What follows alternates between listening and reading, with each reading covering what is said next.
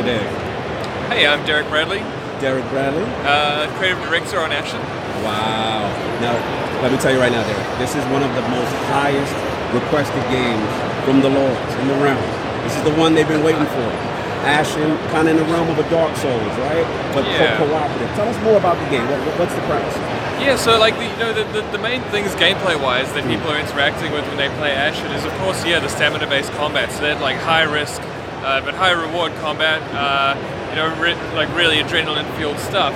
But at the same time, we've got passive multiplayer in play there. So when people do get into those kind of tough situations, there's a really easy flow from like being alone to having someone else just hop in and kind of help you out. Exactly, which is huge for me because I'm a sucker for co-op. Yeah. So I love that aspect of it. Exactly, so the whole game has been built from the ground up to be a co-op game. Nice. There's no real PvP, which is, I love games that have it, but we just decided we wanted to do co-op really, really well. Nice. So there's those two things. The third thing is that it's a big open world game. So in our demo today, what we have on the floor here is a little bit of open world, and then we send people right into a dungeon. So there's like this really distilled kind of feel of what you're doing, and we get to show people a whole cross section. But at the same time, when you play the full game, there's a really big overworld that you get to explore. And the interesting thing I find there is that when you're in the open world, you get to tackle these sort of situations in stamina-based combat from a full 360. Like you can come at it from different angles. Where for the stuff we have in dungeons, you get kind of funneled in. Tunneled in. So let's take a look at this demo, man, of this fantastic game. We've got some action going on right here. So first off the bat, the game looks absolutely fantastic. From a graphical standpoint and the art style, I noticed the characters are almost faceless, right? Yeah. Was that intentional? You want to go with that from the storytelling? What was the whole process behind that? Yes. There were a couple of things. So gameplay-wise, there was a very big inspiration for us in terms of because we got massive multiplayer guys, right? We want people to relate to each other when we do see a stranger going along. We just want them to judge each other on face value. Right. So we didn't want to sort of pre-program like facial expressions into players or anything like that. We wanted to make sure that every time we always our players are going to relate to you. Judgment-free zone.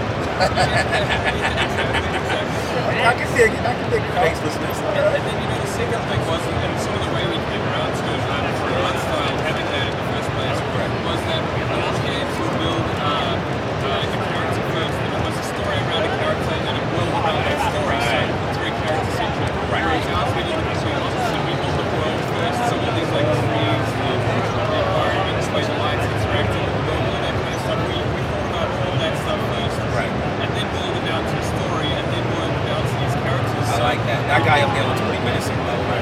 I don't know if I want any problems with that guy right there. Tell us about that guy.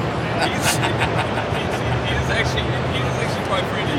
He's really? He's your see, facelessness is judgment. See, I was judging him.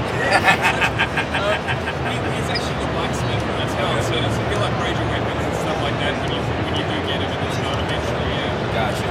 So again, fully open world. Now, tell me about the cooperative aspect. Is it drop in, drop out, or do you have to start together? You don't really need to do anything. Like, so these guys, we'll see if they do connect to each other. And when they do, just kind of run across each other. Like, but you absolutely, there's no lobby, there's no, you just literally hit start, start running around. Start running around. Run into you, and you can choose if you want to play together or not. Oh, okay. And if you don't want to, you just run away from each other, and you go far enough apart, and behind the scenes, our matchmaking will just start looking for someone else. That is pretty cool. So basically, in essence, is you're not necessarily forcing a co-op if you don't want to play solo. Yeah, one of the really cool things is like you might just see somebody kind of far away from you going into a secret and like doing it, and you'll be like, oh, that guy's doing that, and like they can get noted out to go investigate it later. And so the co-op doesn't necessarily always been about like you and another person beating some monster up. Sometimes it's like just seeing what other people are doing out in the world is quite cool, and doing your own way, meeting somebody else to play with, and then taking them to where you saw someone else doing something. So that's pretty cool. There's a lot of interaction. Very cool. Now, I am digging this game. This is actually shown on the Microsoft stage, I believe at hitting 3. And we're actually pretty hyped as a lot of our fans are Xbox guys. We're pretty hyped to see this style, this genre of game on Xbox. So as far as the everything done by a more like, is this kind of what you're going for, like a cooperative Dark Souls kind of thing? You know, is that some inspirations for the game? Yeah, absolutely. So like the two games that really inspired us would certainly be Dark Souls and Journey. Nice. Good choices. Yeah, thank you. And you know, but there was a whole bunch of other things, you know, like stuff like Sword and Sorcery just had a really amazing like effect on the art style and like what we saw they were able to achieve there, and then try and translate that into 3D to some degree, right? And play with that. So yeah. So what about the inventory system, weapons, things of that nature? How is Ashen handling that? I mean, there are tons and tons of weapons you can find in Ashen, and each of them have like really specific personalities. I think one of the interesting things is though, if you find a weapon that you like, you can just keep upgrading that weapon so it stays at the right tier for you to be able to play with it. Very cool. Just because you like the feel of it. Very cool. You might find like other weapons as you get further along. You're like, I like this one more, but at the same time, like your starting club, you can invest in that club. So I like my club from the beginning. Yeah, I can stay loyal to it. Exactly. Nice. That's what's up. So we got access like that. Now, I can see in some gameplay previous, are there like official dungeons? Yeah, absolutely. So this is the entrance to one of the dungeons. Right, let's go. So you can't get into it right now because it's going to find a multiplayer buddy. Buddy. How about you help me find that dungeon? All right, so this one is basically like a cooperative dungeon. In order to open it, you need a buddy. Yeah, so help me get the dungeon with me. Yeah, let's see. Head up to the giant door. So if you're looking for somebody to help you, so you'd have to ask them to help you. So what happens here is there are a whole bunch of ways you can open this. When people are playing the actual game, if you don't find someone else in multiplayer for whatever reason, like your internet's not working, something like that, we've got AI that'll step in and kind of role play for you just to keep you in the flow. Right. There are also other ways for people who kind of like to load it. You don't want the AI to be around you. You don't want other people to be around you. We've got like a perk system that has some really interesting perks that like they'll let you get into those dungeons by yourself and tackle those harder situations by yourself if that's what you like to do. That is very cool, man. I'm really looking forward to the mechanics on this. It sounds great. I love what I'm seeing. The engine looks fantastic. Now, what engine is Ashen running? We use Unreal Engine 4. We found that amazing for making an open world game. I mean, you know, they're making Fortnite, or they've made Fortnite, and we've got a lot, like any independent developer who works like with Unreal is going to get all the benefits of the tech that they've put us to be able to run Fortnite on all of the different consoles and PC. You know, it all works together. The really smooth networking that you get from that is, of course, making that type of game. Like people are serious about first-person shooter networking. Absolutely.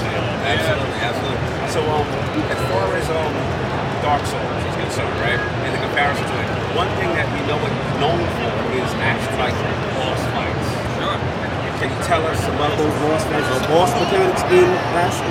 Yes, absolutely. There are boss fights all through Ashen, and they sort of vary. You know, we've got boss fights. We've got stuff like giants, and you can't actually kill because they're just way too huge for a player to do it. But you can interact with them, and like sometimes they're really dangerous. They might just stomp on you. You know, so like cool. You got to watch out for them. But definitely like serious boss fights, things that like players will have to figure out the mechanics and figure out exactly what the pattern for that boss is. Pretty awesome. And last question, as far as narrative. Is it one of those things that you have to discover what's going on during the game? Is it text-based? Is it cinematic-based? Sure. How are we dealing with narrative in our passage? We use so many ways to do that. I mean, even kind of like, you know, we've got cinematics all over the place that help you out, and they kind of lead you through the story. There's quest givers. Our items, kind of what we were talking about before, is like part of the cool thing that is interesting about finding items as you go. Even if you want to use your starting club, you want to invest in that club and make it stronger. Right. As you move through the world, you'll find weapons, and their descriptions give you little hints as to what the story is too. Nice. Sometimes you might find lore in the weapons. You got lore in the weapons, so you might not want to equip the weapon, but you want to read about it, which is kind of nice because they really synergize with the areas that they're placed in and the story of the position that you pick them up from. You know, it might be something to do with the skeleton that you find them on, or the environment that you find them in. Yeah. Awesome, man. We cannot wait. What are the highly anticipated titles? Ashen looks fantastic. When are we looking at release? So we'll be releasing Q4 this year, so we're quite close. All right, we're close, man. Yeah. And platform? It'll be on Xbox. That's right. And it will be on Windows 10. Nice. Oh, Xbox One X enhancements? Yes, absolutely. Nice. I got that 4K TV I needed to shine, man. Yeah, absolutely. Absolute pleasure.